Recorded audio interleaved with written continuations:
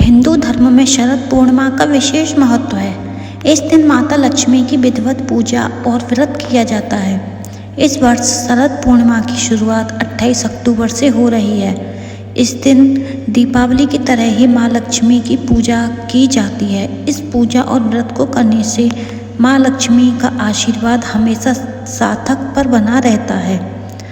नमस्कार दोस्तों, आप सभी का स्वागत है आपके अपने YouTube चैनल छाया वॉइस डायरी में। तो दोस्तों, कैसे हैं आप सब? उम्मीद करती हूँ कि आप सब अच्छे और स्वस्थ होंगे। तो वीडियो शुरू करने से पहले अगर आपने चैनल को सब्सक्राइब नहीं किया है तो चैनल को सब्सक्राइब और बेल आइकन को प्रेस करना ना भूलें। तो चलिए शुरू करते हैं आज की वीडियो। आश्विन महीने में पड़ने वाली पूर्णिमा को शरद पूर्णिमा के नाम से भी जाना जाता है। इस दिन की पूजा को कई स्थानों पर कोजागर पूजा के नाम से भी जाना जाता है। इस दिन स्त्रियां अपनी संतान की खुशहाली के लिए व्रत करती हैं, इसीलिए इसकी कथा भी संतान प्राप्ति और उसकी रक्षा से जुड़ी हुई है।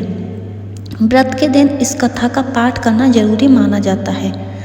ऐसे चलिए जानते हैं शरद पूर्णिमा की कथा। पौराणिक कथाओं के अनुसार एक नगर में एक साहूकार की 2 पुत्रियां थीं। दोनों ही पूर्णिमा का व्रत रखती थी। बड़ी पुत्री का व्रत पूरा करती थी, लेकिन छोटी पुत्री व्रत को बीच में ही छोड़कर अधूरा छोड़ देती थी, जिसके कारण छोटी पुत्री को संतान प्राप्ति में दिक्कतों का सामना करना पड़ा। उसकी संतान जन्म लेते ही मृत्यु को प्राप्त हो जाती थी।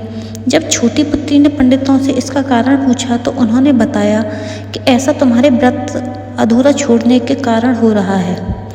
वहीं इसका उपाय पूछने पर उन्होंने बताया कि यदि तुम पूर्णिमा व्रत को पूरे विधि विधान के साथ करोगी तो निश्चित ही तुम्हें संतान की प्राप्ति होगी। पंडितों की सलाह पर उसने पूरे विधान के साथ पूर्णिमा का व्रत पूरा किया, जिसके परिणाम स्वरूप उसके यहाँ बेटा हुआ, लेकिन कुछ समय बाद वह भी मर गया। इसके बाद उसने बच्चे की देह को एक पाटे पर लेटाकर ऊपर से कपड़ा ढक दिया। फिर वह अपनी बड़ी बहन को बुलाकर लाई और उसे उसी पाटे पर बैठाने लगी। बड़ी बहन जब उस पर बैठने लगी तो उसका लहंगा बच्चे को छू गया और वह जीवित होकर रोने लगा।